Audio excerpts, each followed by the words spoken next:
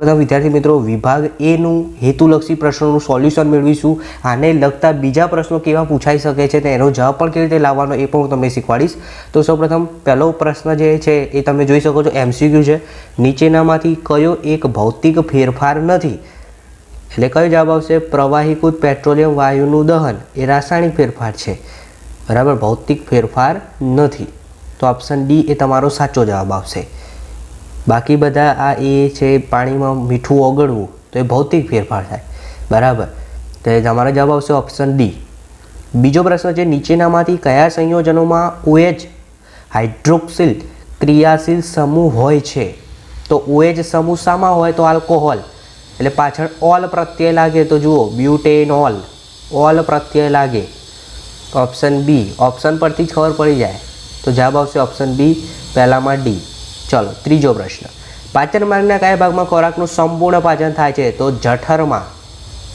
સંપૂર્ણ પાચન ક્યાં થાય? જઠરમાં, બરાબર. ત્યાં ખોરાક જે છે 2 થી 3 કલાક સુધી વલોવાય છે, તમે જાણો છો. ચોથો પ્રશ્ન છે થર્મલ પાવર પ્લાન્ટમાં ઉપયોગમાં લેવામાં આવતું બળતણ, તો કયું બળતણ હોય? અશ્મિ બળતણ. ઓપ્શન એ આવે, અશ્મિ બળતણ. ત્યારબાદ જોઈએ પાંચમો પ્રશ્ન, શબ્દકોશમાં જોવા મળતા નાના અક્ષરો વાંચવા માટે હવે યાદ રાખવાનું નજીકના નંબર, બરાબર. નજીકના એટલે નાના અક્ષર ના દેખાય એને નજીકના નંબર કહેવાય. અને નજીકના નંબર આવે એટલે જે ચશ્મા પહેરવામાં આવે છે જે તે દર્દીને, એ ચશ્મામાં લેન્સ જે છે કેવો હોય છે? પહેલાં તો જો નજીક હોય એને લઘુ દ્રષ્ટિની ખામી કહેવાય, એ યાદ રાખવાનું. અને એમાં જે ઉપયોગમાં જે ચશ્મા હોય એની અંદર કયો લેન્સ હોય? તો એની અંદર આવે અંતર્ગોળ લેન્સ. ફરીથી કહું છું, આટલી વસ્તુ ધ્યાન રાખો. લઘુ દ્રષ્ટિની ખામી હોય, લઘુ દ્રષ્ટિ એટલે નજીક, અને એની અંદર લેન્સ જે છે એ બહિર્ગોળ આવશે. લઘુ દ્રષ્ટિની ખામીમાં લેન્સ કયો આવે? બહિર્ગોળ.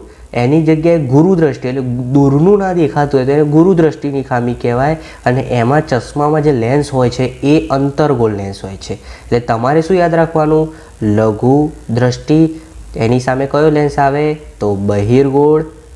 લઘુ એટલે નજીક, ગુરુ દ્રષ્ટિ એટલે દૂર, એની અંદર કયો લેન્સ આવે? તો અંતર્ગોળ, બરાબર. આ યાદ રાખજો, આના પ્રશ્નો 100% પૂછાવાના છે, 100%. આટલું વસ્તુ યાદ રાખજો. ચલો અહીંયા તમને શું કીધું છે? નાના અક્ષર, નાના અક્ષર એટલે લઘુ દ્રષ્ટિ, લઘુ દ્રષ્ટિ એટલે બહિર્ગોળ. તરત જ ખબર પડી જાય, બહિર્ગોળ જવાબ આવે. છઠ્ઠો પ્રશ્ન, ગુરુ દ્રષ્ટિની ખામી. મેં હમણાં જ કીધું ગુરુ દ્રષ્ટિ આવે એટલે જવાબ શું આવે? લઘુ દ્રષ્ટિ હોય ત્યારે બહિર્ગોળ. એટલે પાંચમામાં ઓપ્શન બી હતો ને છઠ્ઠામાં પણ શું આવે? ઓપ્શન સી, બહિર્ગોળ લેન્સ. ખબર પડી ગઈ? ગુરુ દ્રષ્ટિની ખામી એટલે દૂરનું નથી દેખાતું. ક્લિયર થાય છે? ચલો આગળ જોઈએ સાતમો પ્રશ્ન, આલ્કાઇન સમાનધર્મી શ્રેણીનો પ્રથમ સભ્ય. હવે આલ્કાઇન, આલ્કેન કે તો મિથેન આવે, બાકી આલ્કિન કે, આલ્કાઇન કે તો ઇથેન, ઇથિન અને ઇથાઇન એ આવે, બરાબર. એટલે અહીંયા આપણો જવાબ આવશે ઇથાઇન. મેન્ડેલિફના આવર્તન નિયમ મુજબ તત્વોના ગુણધર્મો તેમના ખાલી જગ્યાના આવર્તનીય વિધેયો છે, તો આવશે પરમાણવીય દળ.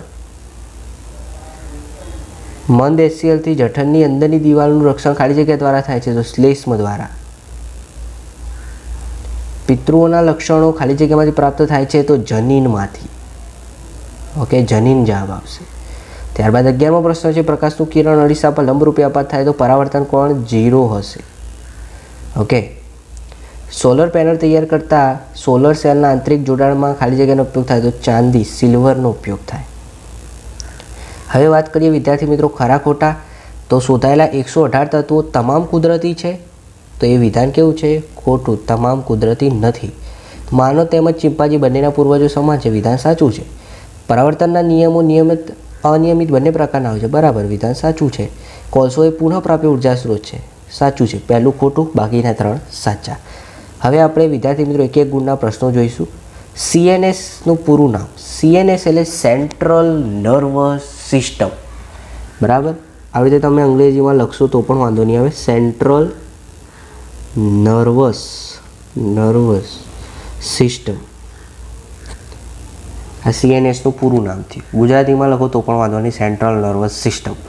ઓકે, આનું ગુજરાતી શું થાય તમારે મને કમેન્ટમાં જણાવવાનું છે. ચલો 18મો પ્રશ્ન, જીવાશ્મ સમય નક્કી કરવા માટે કઈ પદ્ધતિ? ઓકે, આ તો આપણે ફોસિલ ડેટિંગ પદ્ધતિ, જીવાશ્મ માટેની આ પદ્ધતિ હોય છે, ફોસિલ ડેટિંગ પદ્ધતિ, ફોસિલ ડેટિંગ. કાર્યસદર સંઘનું એક ઉદાહરણ આપો. તો જે પક્ષી હોય છે એની પાંખ, પક્ષીઓની પાંખ એ કાર્યસદર સંઘનું એક ઉદાહરણ છે. મને ઓળખો, હું વિદ્યુત પ્રવાહ માટે વપરાતું સાધન છું. તો વિદ્યુત પ્રવાહ માટે એમીટર. અવરોધ માટે શું આવે? ઓમ આવે. બરાબર, એ યાદ રાખજો. ચલો, સીએનજીનું પૂરું નામ તો આવડે. CNG LPG. સીએનજી હોય તો કોમ્પ્રેસ્ડ નેચરલ ગેસ, અને એની જગ્યાએ જો એલપીજી પરીક્ષામાં પૂછાય તો લિક્વિડ પેટ્રોલિયમ ગેસ. અને સીએનજીનો મુખ્ય ઘટક તો મિથેન. આ યાદ રાખજો, આવા પ્રશ્નો પૂછાઈ શકે છે. ચલો, આની વ્યાખ્યા તમને ચોપડીમાં આપેલી છે, તો આવડશે. ચલો, 23મું, પર્યાવરણને બચાવવા માટેના 5 R. જુઓ, 5 R તૈયાર કરી દેજો. 5 R. પરીક્ષામાં 2 ગુણનો પ્રશ્ન આનો હશે, આરનો, અને એમાંથી એક R સમજાવવાનો થશે. અહીંયા શું લખ્યું છે? કોઈ પણ એક આરનું નામ આપો. તમને 5 આરના નામ યાદ હોવા જોઈએ. એક આરની માહિતી પણ યાદ હોવી જોઈએ. રિડ્યુસ, રીયુઝ, રિસાયકલ, તમારે જે લખવું એ લખાય. રિડ્યુસ, રીયુઝ, રિસાયકલ, કોઈ પણ એક નામ તમારે લખવાનું છે. ચલો, 24મું, સ્પર્શાનુવર્તન. સ્પર્શાનુવર્તન એટલે લીજામણીનો જે છોડ હોય છે એને સ્પર્શ કરે એટલે બીડાઈ જાય, એટલે ઓપ્શન સી આવે. પહેલામાં શું આવે? Option C. હવે રસાયણાનુવર્તન. તો પરાગનલિકાની બીજાંડ કે અંડક તરફ વૃદ્ધિ, પ્રરોમાં ઉદ્ધવગામી અને મૂળમાં અધોગામી વૃદ્ધિ. તો રસાયણુવર્તન માટે પરાગનલિકાની બીજાંડ કે અંડક તરફ વૃદ્ધિ આવશે. ઓકે. હવે વિદ્યાર્થી મિત્રો, આગળ તમે જોઈ શકો છો વિભાગ બી 2 ગુણના પ્રશ્નો છે. બરાબર, જેમાંથી તમારે કોઈ પણ 9 પ્રશ્નોના જ જવાબ આપવાના છે. બરાબર, આપેલા પ્રશ્નોમાંથી કોઈ પણ 9 પ્રશ્નોના જ જવાબ આપવાના રહેશે. વિદ્યાર્થી મિત્રો, વિભાગ સીમાં તમે જોઈ શકો છો. ત્યારબાદ વિભાગ સીના બધા પ્રશ્નો, આ બધા પ્રશ્નો તૈયાર કરી દેજો. વિભાગ સી અને વિભાગ ડીના દરેક પ્રશ્નો, એટલે તમને ક્યાંય પ્રોબ્લેમ નહીં પડે.